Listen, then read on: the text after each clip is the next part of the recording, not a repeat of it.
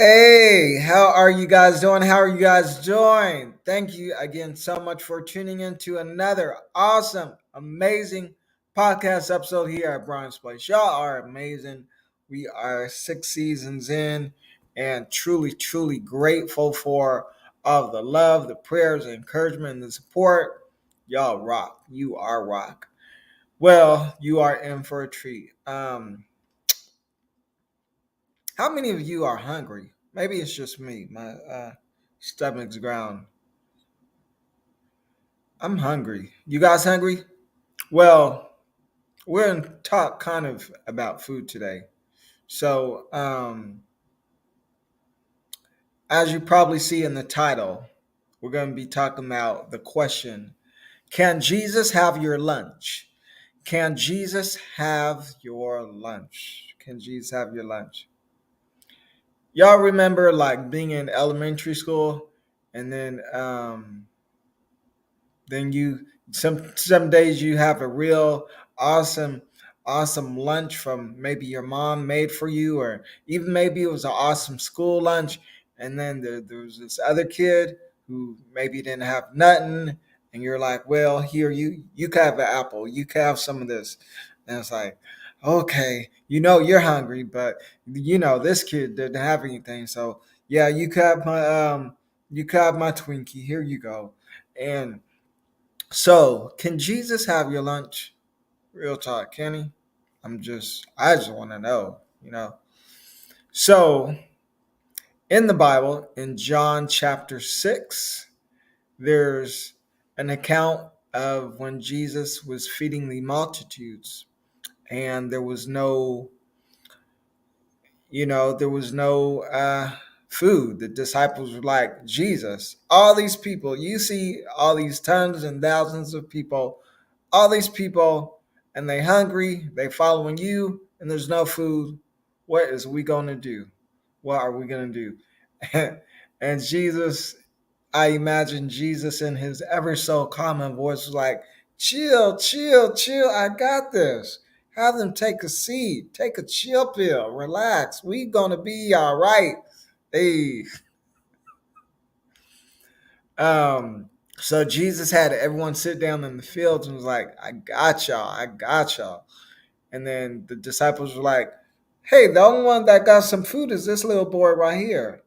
I'm sure in my imagination that the little boy is like, don't touch my food, but he wasn't like that. He willingly gave his lunch to Jesus, and there's no account recorded that the boy complained or had an attitude like, what, you want my lunch? No, I've been waiting all day for this. Sorry, Jesus, you on your own for this. I'm gonna eat my lunch. Got my PB&J, my two fish and five loaves of bread. Probably had some tilapia or catfish or something. But in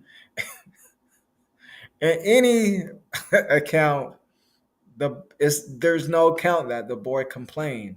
He he gave his lunch to Jesus, and so how many of you would willingly give your lunch to Jesus without complaining? You know, and when I say give your lunch, I'm not only talking about your, when I say can Jesus have your lunch? I'm not asking the question, can Jesus have your lunch, but can he have your willingness? Can he have your availability? Can he have your time? Can he have that thing that you hold dear to you? Can he have it? And can you trust him enough to release the reins of that thing over to him?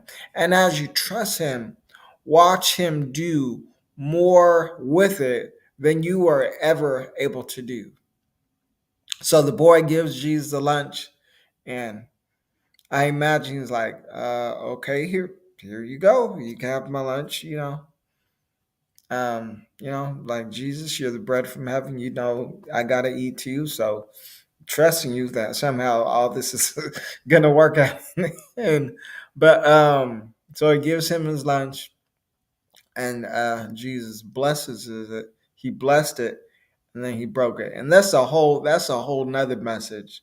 Blessed in the midst of your brokenness. So just a sidebar note. So he blessed it and he broke it. So once the bread was broken, it doesn't mean that it still wasn't blessed. It was in its brokenness that it was able to feed the multitudes. But and again, that's a whole nother message. But he blessed it and he passed it out. And he was like, "Here you go, feed the people." And the baskets didn't run empty. The disciples kept passing, and I'm sure to their surprise, they're like, "This basket, there's some magic going on here. This basket's not getting empty." And so it says that I think, yeah, when everyone ate, there were like 12 baskets of leftovers. 12 baskets of leftovers. Speaking of leftovers, couple months, that time of year, Thanksgiving, sometimes those leftovers, they are bomb. Sometimes the leftovers are better than the actual. But sorry, I will stay focused. I will stay focused. But there were 12 baskets left over. And so if the boy would have eaten his lunch, he would have been full and it would have blessed him greatly. But by him giving what was dear and precious to him, to Jesus, not only did the boy eat, but it was able to do so much more. It was able to feed the multitude. So if we can be willing to give Jesus our willingness, again, that thing that we hold so dear to us, that thing that we've been trying to work out, that thing that we've been believing God for, if we can give Jesus that thing that we hold close to our hearts, if we can give it to him, watch, watch, watch him do more with it, more than you ever could. What here you are trying to, run around like a chicken with its head cut off, trying to make things work, trying to make this happen, try to make this happen. But if you are just able to press a pause button, be still, relinquish the rights to Jesus, and say, "Here you go, Jesus," and trust God that he knows what he's doing. Trust him that he has not brought you this far just to bring you this far. Watch him. I dare you. I triple dog double dare you to watch God do more with it than you could have ever done on your own. So this wasn't going to be, not a long drawn out podcast, but just a word of encouragement. God's ready for you to give it to him. Let it go. Let it go. Let it go. That you've been staying up all night, losing sleep. Let it go. You've been trying to figure out how you're going to make ends meet. Let it go. That's not your job. Have you ever looked up in the sky and seen a bird stop in midair while flying and like, oh, what am I going to eat? How am I going to eat? Oh, I don't know if I'm gonna make it. You've never seen a bird stop in midair and just be like, I don't know what I'm gonna do. I don't know what I'm gonna do. Oh, I don't know what I'm gonna do. Oh, should I go to the east, the west? I don't know what I'm gonna do. Nah. The bird lands and there's food there.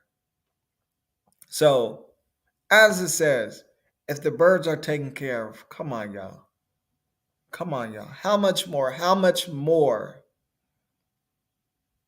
will he take care of us as children? So, again, I pose a question. Can Jesus have your lunch? Can Jesus have your lunch? That's all it is to it. Trust him and watch him do great and mighty things. He has a history of using the least likely, the insignificant, to accomplish the most mighty. Trust him, be still, and watch him move like never before. Y'all be blessed. As always, this is BDP, Brian David Porter. Still living in purpose, on purpose, intentionally. Love y'all to life. Until next time, you guys be blessed.